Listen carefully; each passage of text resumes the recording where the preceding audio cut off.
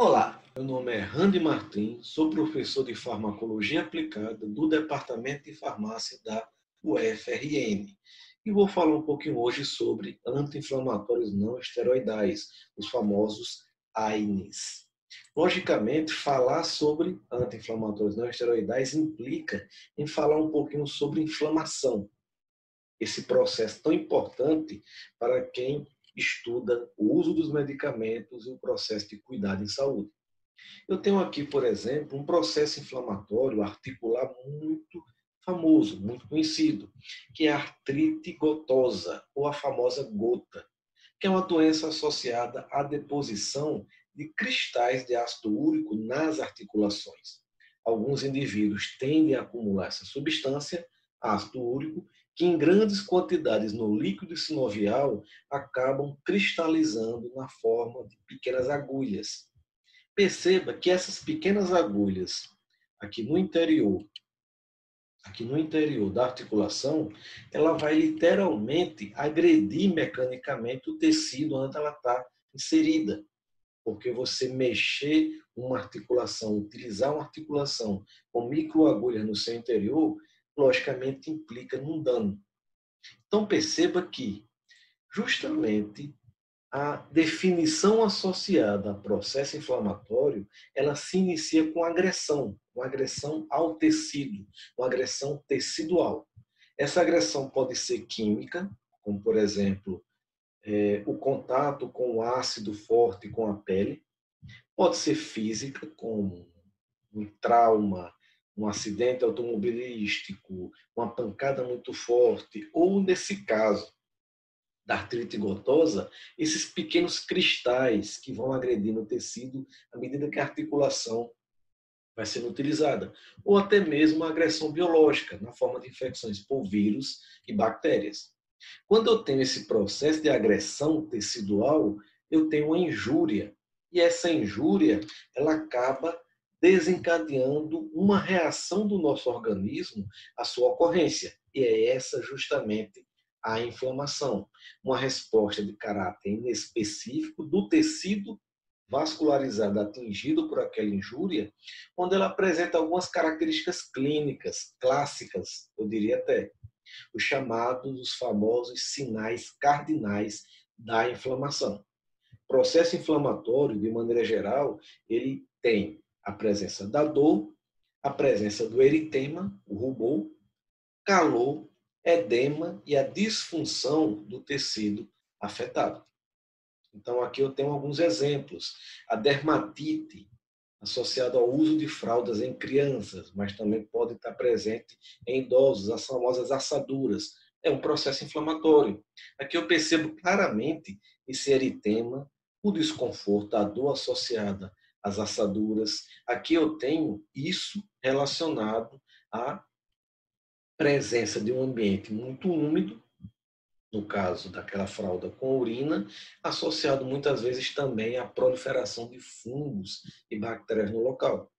Então, eu tenho aqui uma agressão química, eu tenho uma agressão biológica e ela caracteriza um processo inflamatório, que é bem diferente, mas também é um processo inflamatório, de um abscesso bacteriano na gengiva.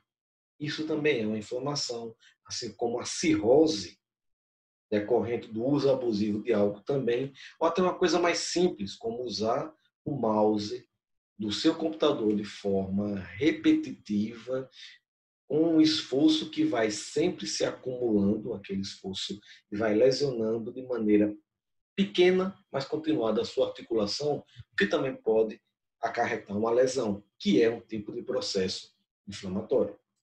Então, a inflamação ela pode ser muito variável na sua manifestação clínica, mas algumas coisas caracterizam esse processo. E a gente pode começar a detalhar um pouco mais, falando um pouquinho da resposta vascular àquela agressão, àquela injúria, e a resposta celular. Olhando aqui essa figura, nós temos a representação de uma pequena farpa de madeira que atravessou a pele. Então, note que eu tenho um dano mecânico, esse pedaço de madeira rasgou a pele, perfurou a pele, que por si só já implicaria uma agressão, mas nessa madeira eu tenho também bactérias que começaram a proliferar no tecido.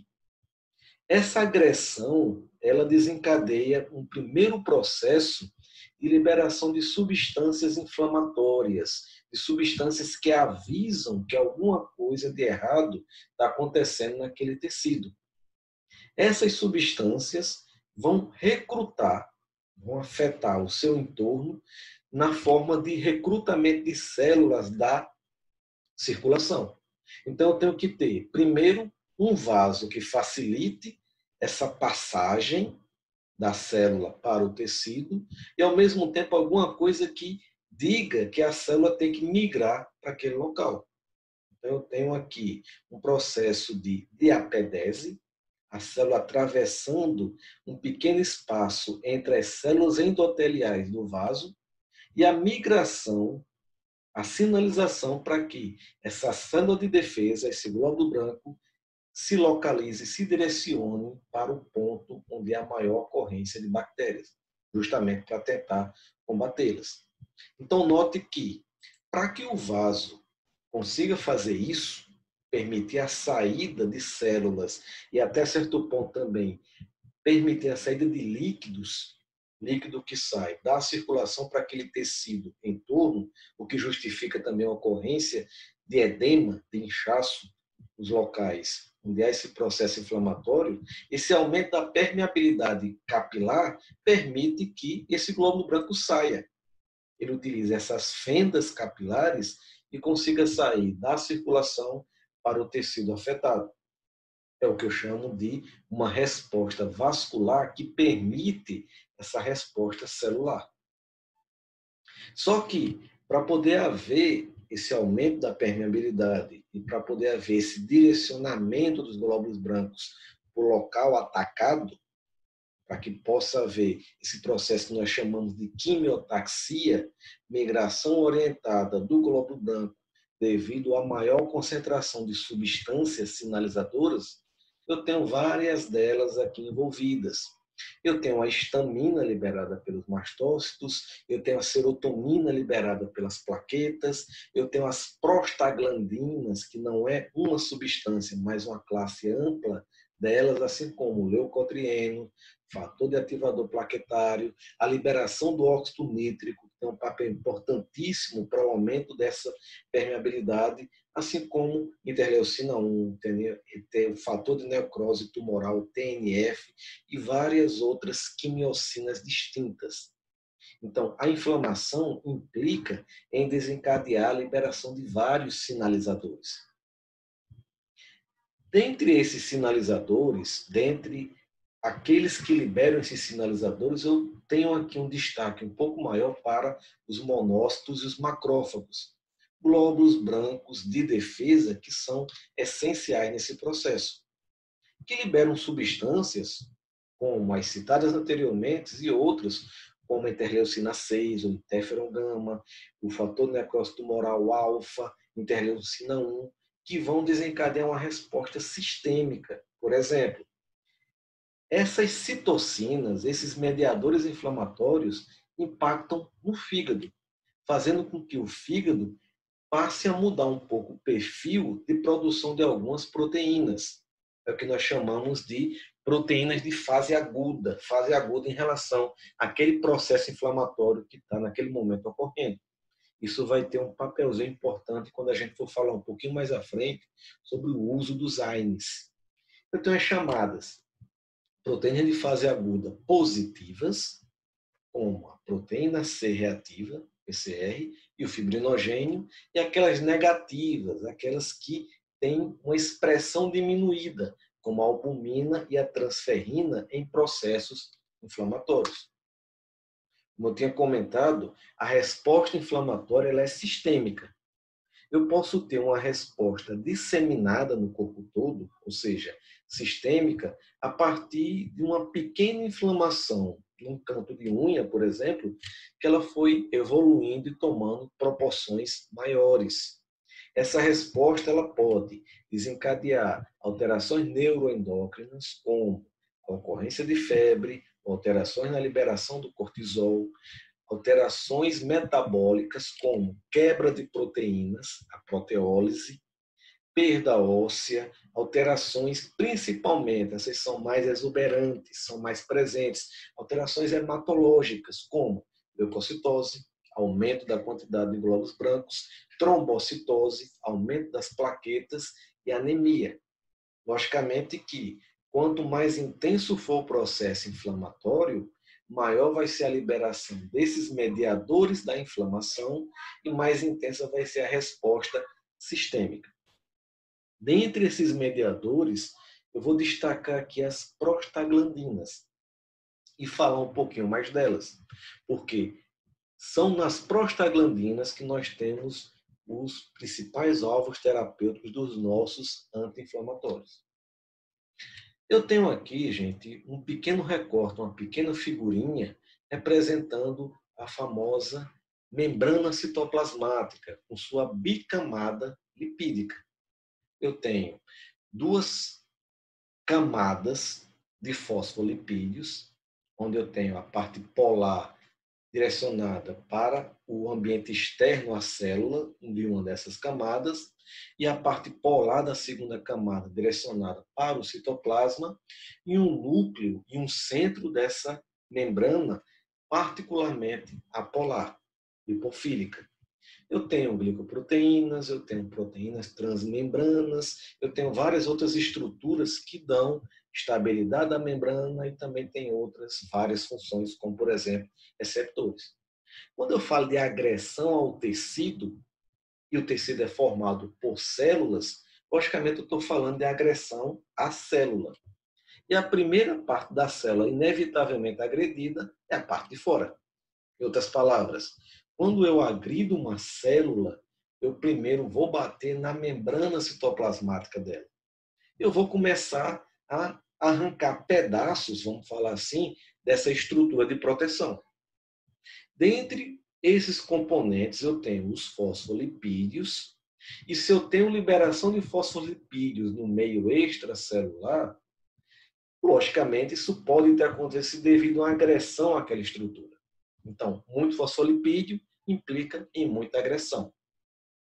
Os fosfolipídios, então, de membrana, soltos devido à agressão, eles são metabolizados pela fosfolipase A2, acarretando o ácido araquidônico, e eu tenho depois uma série de outras enzimas que vão resultar nas prostaglandinas. É como se eu tivesse aqui um sistema de alerta. Se você quebrar minha parede, eu vou utilizar os tijolos que formavam ela para sinalizar, para jogar nos carros, para fazer alguma coisa, fazer barulho e avisar a cidade que ali está havendo uma injúria, um muro foi derrubado. Dentre essas várias enzimas que acarretam os meus sinalizadores, as prostaglandinas, eu tenho uma que é importantíssima, que é a ciclooxigenase. Não é uma enzima, é uma série de enzimas. E a ciclooxigenase origina prostaglandinas de dois tipos. Quando a ciclooxigenase é do tipo 1, eu vou estar chamando agora de COX-1, eu tenho as chamadas prostaglandinas fisiológicas.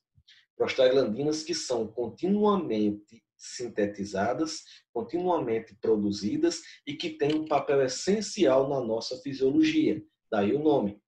Enquanto que existe outro tipo de ciclooxigenase que ela é recrutada nesse momento de injúria, de agressão, que é a ciclooxigenase do tipo 2 ou COX-2, ou COX-2 ciclooxigenase do tipo indutiva, que é a que vai gerar prostaglandinas específicas de processos inflamatórios. Por isso eu as chamo de prostaglandinas patológicas. Voltando àquela questão do fígado e sua resposta de fase aguda à inflamação. No momento da inflamação, o fígado recebe uma sinalização dessas quimiocinas, desses mediadores inflamatórios e aumenta a produção da chamada proteína C reativa, ou PCR. Um fato importante para a gente pensar, para a gente destacar nesse momento aqui é que quanto maior a intensidade da inflamação, maior a concentração sérica de PCR, o que indica que o PCR pode ser um exame laboratorial que reflete a inflamação. Mas vamos voltar aqui para as nossas enzimas. Eu tenho o gene da ciclooxigenase do tipo 1 e o gene da COX-2.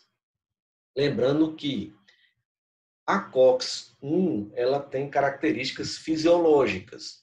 Você não precisa ter uma resposta inflamatória para você ativar a ação dessa enzima.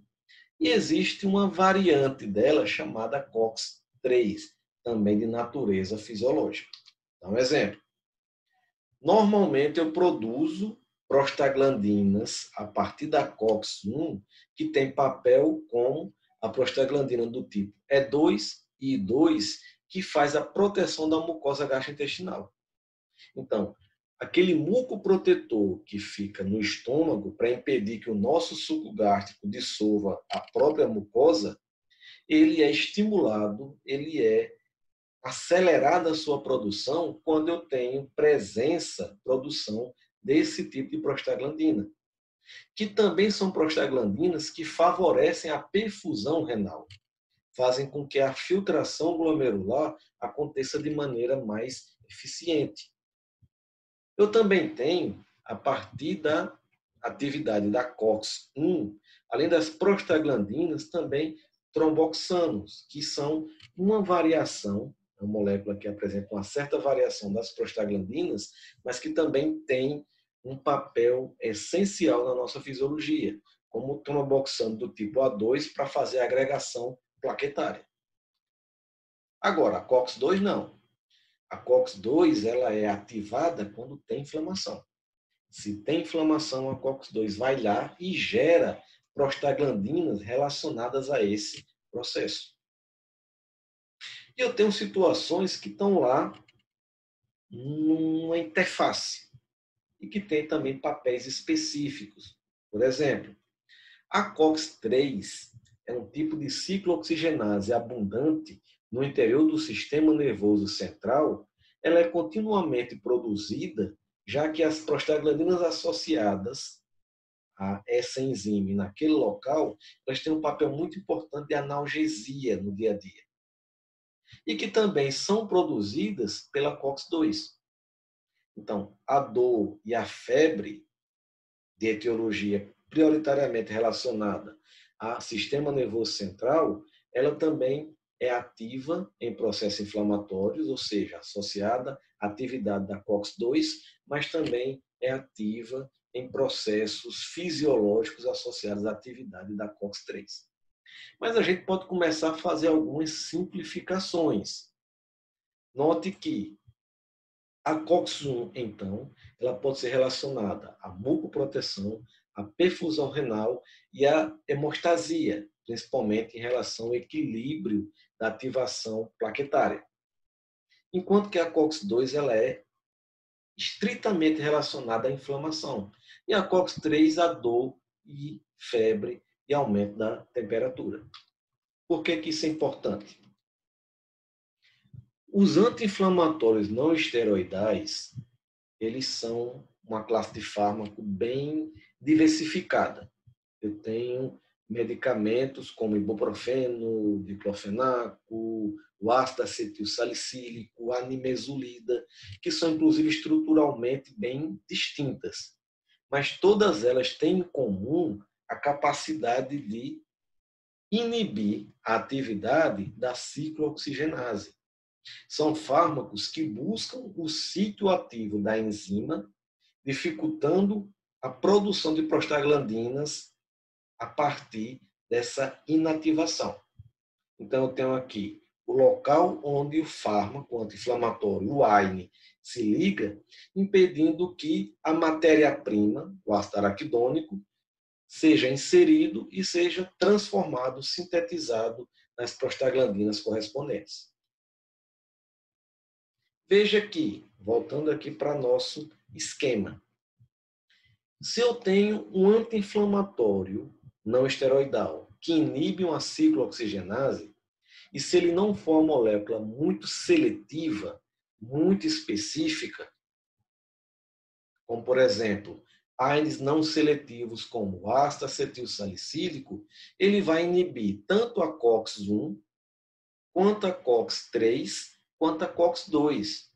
Então, se por um lado ele diminui a prostaglandina, que causa a inflamação, por outro lado, ele também vai diminuir aquelas prostaglandinas que têm função fisiológica.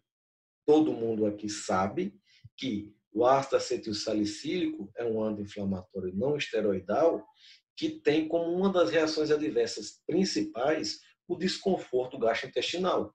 Ou seja, ele não seleciona qual COX vai inibir. Então, ele pega a COX-2, que é aquela que deve ser prioritariamente inibida, porque é ela que produz prostaglandinas inflamatórias, mas também pega a COX-1, que é fisiológica. Em compensação, o ácido acetilsalicílico também é um medicamento muito efetivo para dor, para promover a analgesia e também para diminuir a temperatura. Ele é também um antitérmico eficaz, porque ele não tem besteira. Ele pega também, ele inibe também a COX-3. Agora, eu já tenho anti-inflamatórios não esteroidais que são mais específicos. Por exemplo, o acetaminofeno, o famoso paracetamol e a dipirona. Eles não são classicamente nem considerados anti-inflamatórios. Na verdade, eles são analgésicos e antitérmicos. Por quê? Porque eles são tão seletivos para a COX-3, aquela que está abundante no sistema nervoso central e que é prioritariamente relacionada à dor e à febre, que ele não tem um papel importante para impedir a ação da COX-2 inflamatória. Então, ele não é um anti-inflamatório eficaz, ele tem uma ação anti-inflamatória muito reduzida, clinicamente irrelevante, mas ao mesmo tempo também o paracetamol e a dipirona não causam o desconforto gastrointestinal que o AS causa. Não, pelo menos, com a intensidade também clinicamente tão relevante quanto comparado a outros medicamentos. Por outro lado, eu tenho os COX-2 seletivos, ou seja, são anti-inflamatórios não esteroidais que pegam aquela ciclooxigenase que especificamente produz a prostaglandina da inflamação. Então, eles são anti-inflamatórios por excelência. Eles são anti-inflamatórios que não afetam de maneira significativa, por exemplo, a produção da proteção da mucosa gástrica, como também não impactam tão profundamente na perfusão renal. Mas eles também apresentam riscos associados que a gente vai discutir mais à frente. Então, gente, de forma bem resumida, COX-1, fisiológica, COX-2, inflamação, COX-3, dor e febre. E aqui eu tenho esses medicamentos disponibilizados dessa maneira, entre aqueles que não são seletivos, pega COX-2 que inflama, mas também pega COX-1 que protege. Eu tenho os que são mais seletivos, então teoricamente eles são mais seguros também. Eu tenho aqui o analgésico antitérmico que a gente não vai estar se concentrando, abordando muito eles nesse tópico que vamos estar discutindo. Aqui eu tenho, gente, justamente a classe de anti-inflamatórios não esteroidais, onde da esquerda para a direita eu tenho uma seletividade maior para o tipo de ciclooxigenase. Por exemplo, o AS ele é um não seletivo. Então, ele inibe irreversivelmente a COX-1, A2 e A3. Então, ele tem um efeito mais amplo. Enquanto que o diclofenaco, o tenoxicam, o piroxicam, indometacina, o famoso ibuprofeno, o naproxeno, também tem essa característica. A diferença é que eles são inibidores reversíveis. Eles não se ligam de forma covalente ao ciclo da enzima. Logo, tem um efeito anti-inflamatório um tanto quanto modesto quando comparado ao AS, mas também tem um melhor perfil de segurança, já que eles também não fazem uma inibição tão acentuada da COX que protege. E eu tenho aqui os inibidores reversíveis seletivos da COX-2, como o meloxicam e a nimesulida. Elas pegam um pouco mais a COX-2, apesar de ainda pegar um pouquinho a COX-1, porque eles são seletivos, mas eles não são altamente seletivos como os chamados coxibs. Celecoxib, etoricoxib e lumiracoxib. São medicamentos que eles são, inclusive, conhecidos dessa maneira. São os AINES COX-2 seletivos, ou simplesmente coxibs. E aqui no finalzinho, eu tenho a dipirona e o paracetamol, que são os inibidores reversíveis também, só que da COX-3, aquela que causa dor e febre. Vamos falar das indicações para os anti-inflamatórios não esteroidais. E aqui a gente entra num terreno um pouco quanto controverso, não em relação à literatura, mas a maneira como esses medicamentos são usados no dia a dia. Anti-inflamatórios não esteroidais, AINES, eles são indicados para processos inflamatórios músculo-esqueléticos prioritariamente. Não é um uso consensual, por exemplo, eu estou apresentando uma cefaleia, uma dor de cabeça e vou utilizar um diclofenaco. Estou com uma dor na garganta, vou tomar uma nimesulida. Não que não possa ser utilizado nesse contexto, em um processo inflamatório mais simples, autorresolutivo, como uma faringite, mas nesse caso nós estamos falando do uso off-label. E mais à frente a gente vai falar um pouquinho sobre a relevância de você, farmacêutico, ter um papel educativo sobre o uso desses medicamentos. O que é que seria a indicação de primeira linha para anti-inflamatório não esteroidal? Doenças inflamatórias crônicas como artrite reumatoide, poliomielite, lúpus, esclerose, poliartrite, espondilite anquilosante, entesopatias de maneira geral, ou seja, são doenças de caráter crônico, são doenças que a maioria delas envolve períodos de crise, de recidiva, onde o medicamento tem um papel de fazer um resgate para a normalidade, não são doenças, situações do dia a dia. Então, teoricamente, utilizar um anti-inflamatório não esteroidal envolveria você ter um diagnóstico muito bem fechado e um mínimo de automedicação possível. Isso a gente vai entender mais à frente o quanto que é importante, principalmente considerando o idoso e mais ainda o idoso que tem problemas cardiovasculares, que tem diabetes, que tem outros agravos. Os AINES também são adjuvantes no tratamento de outras doenças, como a fibrose cística, a artroplastia de maneira geral, gota e osteoartrose. São doenças onde não necessariamente o medicamento vai modificar o curso da doença. Ele entra mais no sentido de ser um paliativo e um complemento àquele medicamento de primeira linha. É interessante, então, a gente, falando nessa questão de não estar utilizando o AINE de forma abusiva, de forma leviana, entre aspas, quando você pode ter situações onde o analgésico, a dipirona, o paracetamol, dores leves, moderadas, ou até mesmo infecções de menor gravidade, ele pode ser usado. Por exemplo, uma otite, ela pode ser muito bem tratada, amenizada com o uso de um analgésico, a dipirona e o paracetamol. Até porque utilizar um anti-inflamatório significa, dependendo do anti-inflamatório, em você diminuir as prostaglandinas associadas à inflamação e também aquelas associadas à fisiologia. De qualquer maneira, a gente não pode esquecer, inflamação é resposta de defesa.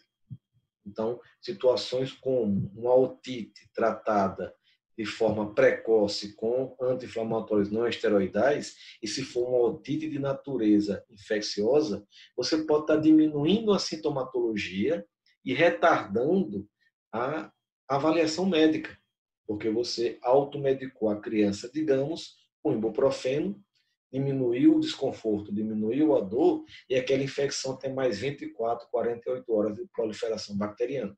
já que o AINE não vai impactar em absoluto esse curso da doença infecciosa. Uma coisa também que é importantíssima deixar bem claro, eu tenho aqui 2 recortes, um do consenso da Sociedade Brasileira de Reumatologia para o tratamento da artrite reumatoide e da mesma sociedade para o tratamento de espondiloartropatias, como a espondilite anquilosante e a artrite psoríasica. Essas condições, elas são extremamente debilitantes e são extremamente relacionadas a um processo inflamatório intenso. Em ambas as situações, a literatura deixa bem claro que não existe um anti-inflamatório que seja superior ao outro. Então, a nimesulida, ou o diclofenaco, ou os coxibes, de maneira geral, eu não tenho ali um medicamento que tenha maior potência anti-inflamatória do que o outro para tratar essas doenças. Clinicamente, a resposta é a mesma, se for utilizada corretamente. Agora, logicamente que você tem que levar em conta, na hora da seleção desse fármaco, a experiência prévia. A gente vai ver mais à frente que os anti-inflamatórios não esteroidais, eles são extremamente associados ao desconforto gastrointestinal. Então, se um paciente utilizou um fármaco como o piroxicam e relatou um desconforto muito significativo, a ponto de, inclusive, ele não querer repetir o uso daquele medicamento, outro fármaco deve ser escolhido, adequado, pensando no perfil de segurança, comodidade, experiência anterior. Mas, do ponto de vista de efetividade, os AINES são praticamente equiparáveis. Então, a seleção ela tem a ver com isso. Outras doenças, comorbidades, o custo, que sempre deve ser levado em conta, e a experiência anterior com o anti-inflamatório. Essas comorbidades, por exemplo, a gente vai ver que os coxibes eles têm embutido um risco cardiovascular relevante. Logo, se você tem artrite reumatoide e tem um histórico anterior de um infarto do miocárdio, o coxib talvez não seja o medicamento mais adequado.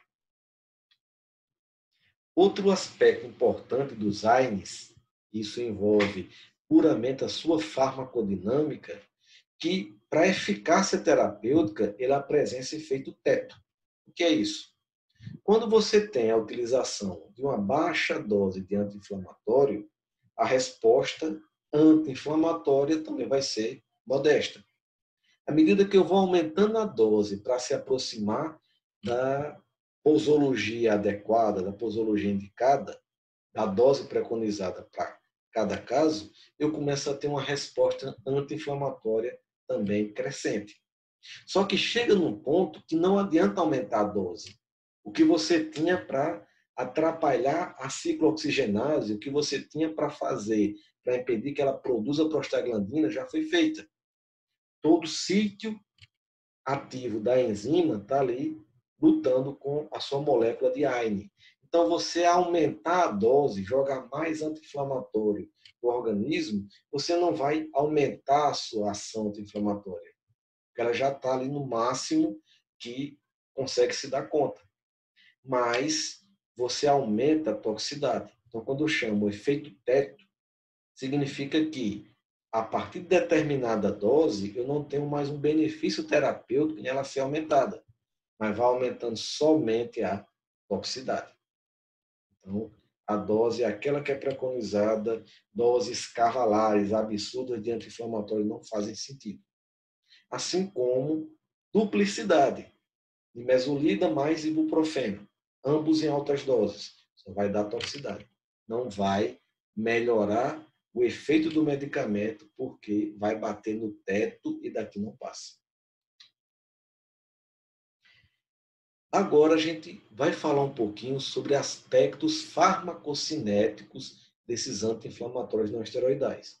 Primeiro, todos são amplamente absorvidos e de maneira muito completa. É um fármaco que ele tem uma facilidade para ser administrado pela via oral e apresenta excelente biodisponibilidade na circulação. Aqui ao centro, eu tenho a representação do que nós chamamos em farmacocinética clínica de compartimento central, o sangue. Então, esses medicamentos eles são muito rapidamente absorvidos. Tem um baixo volume de distribuição, ou seja, eles preferem ficar no sangue. Eles não são fármacos essencialmente lipofílicos. Eles têm uma tendência a ficar na circulação e vão migrando aos poucos para o compartimento periférico ou tecidual. Como eles ficam muito no sangue e muito ligados à proteína plasmática, uma taxa de ligação de 90% ou mais, eu tenho um tempo de meia-vida variado, mas a princípio um tempo de meia-vida curto. Por isso que você tem normalmente anti-inflamatórios administrados 2 vezes ao dia, 3 vezes ao dia, 4 vezes ao dia. Não é um medicamento que você encontre, por exemplo, produtos em dose única. Por ele estar muito presente na circulação, a sua eliminação é rápida e esse tempo de meia-vida tende a ser mais curto, como a gente comentou. São metabolizados pelo fígado, excreção urinária, a grande maioria deles, e alguns são excretados nas fezes, o que permite, em alguns casos, recirculação enterohepática, ou seja, ele ser administrado, eliminado via vesícula biliar, cair no duodeno, seguir o seu trajeto pelo intestino e ser reabsorvido e continuar a ter ação anti-inflamatória. Aqui eu tenho alguns exemplos, gente, onde eu posso dividir os AINES em duas categorias relacionadas a tempo de meia-vida. Os de T6 curta, ou seja, 6 horas ou menos, como cetoprofeno, diclofenac, ibuprofeno e dometacina, e aqueles de tempo de meia-vida T mais acentuado, acima de 6 horas, como celocoxib, meloxicam, naproxeno, piroxicam. Normalmente, esses de tempo de meia-vida mais curta têm uma tendência a apresentar uma posologia mais complexa. Você necessita de mais comprimidos por dia para poder você ter o seu efeito terapêutico adequado. Por exemplo, aqui eu tenho vários anti-inflamatórios e a dose recomendada para tratamento de artrite reumatoide no adulto. O diclofenaco, ele envolve a administração de comprimidos de 50 miligramas de 3 a 4 vezes ao dia, como o cetoprofeno e como o ibuprofeno também. Agora, o naproxeno e o piroxicam, mais especificamente ele, 1 a 2 comprimidos ao dia já resolveria teoricamente o problema, porque o piroxicam ele tem um tempo de meia-vida maior, o que faz com que sua posologia seja mais simples. E por que é importante a gente estar falando da posologia? Quanto mais complexa for a quantidade de medicamentos utilizados por dia, maior a tendência de você ter um uso irregulado do anti-inflamatório. Vamos pegar aqui um exemplo de diclofenaco. O diclofenaco utiliza-se 3 a 4 vezes por dia. Só que na prática, a população utiliza diclofenaco 2 vezes por dia, 12 em 12 horas. Mesmo que esteja prescrita adequadamente, é um hábito muito arraigado.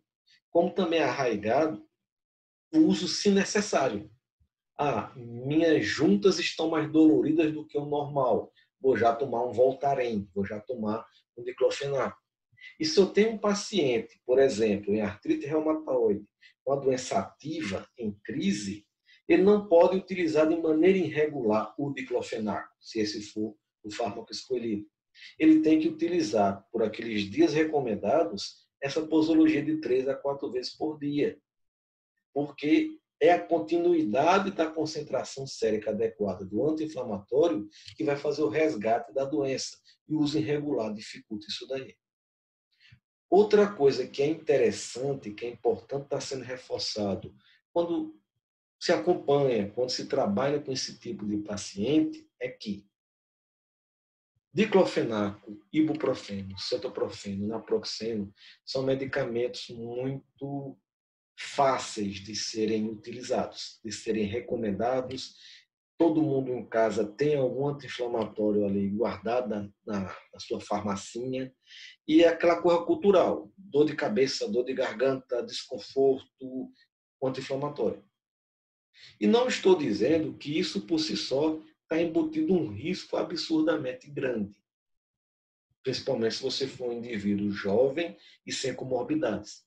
Mas é importante, farmacêutico, do ponto de vista educativo, ele começar a trabalhar o conceito de reserva fisiológica, não com essas palavras, mas com o sentido de que, à medida que você vai envelhecendo, alguns órgãos seus vão diminuindo de atividade. Por exemplo, os seus rins, eles são formados por uma unidadezinha funcional, que é o néfron. À medida que você vai envelhecendo, você naturalmente perde néfrons. O anti-inflamatório não esteroidal, ele pode impactar e acelerar esse processo de perda, mesmo que seja em pacientes que não têm um problema renal significativo, por exemplo, mas ele vai minando, ele vai como se fosse acelerando um pouquinho que seja essa perda natural que todo indivíduo vai enfrentando com a idade. Então é interessante trabalhar esse conceito. Olha, mesmo você tendo necessidade de utilizar um anti-inflamatório como portador de artrite reumatoide, vamos pensar que você vai ter que utilizar esses medicamentos a vida toda, porque é uma doença difícil muitas vezes de ser do manejo dela.